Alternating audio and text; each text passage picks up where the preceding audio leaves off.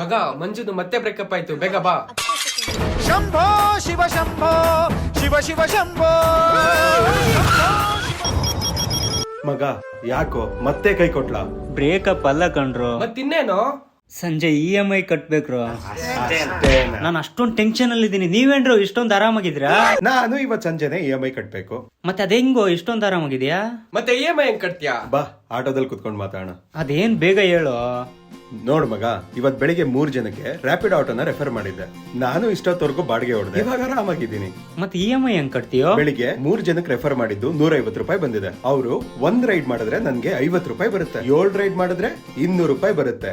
15 ride ಮಾಡಿದ್ರೆ 300 ರೂಪಾಯಿ ಬರುತ್ತೆ. ಅವ್ರೇನಾದ್ರೂ 30 ರೈಡ್ ಮಾಡಿದ್ರು ಅನ್ಕೋ, ನಂಗೆ 450 ರೂಪಾಯಿ ಬರುತ್ತೆ.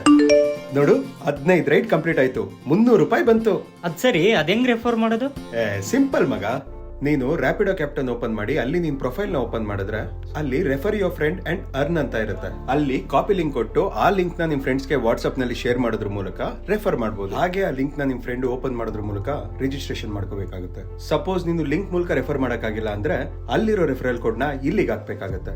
ಇಷ್ಟ ಈಸಿನಾ? ಥ್ಯಾಂಕ್ಸ್ ಕಣೋ, ನಾನು ಇವಾಗ್ಲಿಂದ ರೆಫರ್ ಮಾಡ್ತೀನಿ. ಕಣೋ. ನೀವು ಅಷ್ಟೇ ಹೊಸದಾಗಿ ರ್ಯಾಪಿಡೋ ಕ್ಯಾಪ್ಟನ್ಸ್ ಗೆ ರೆಫರ್ ಮಾಡಿ ಅರ್ನ್ ಮಾಡಿ.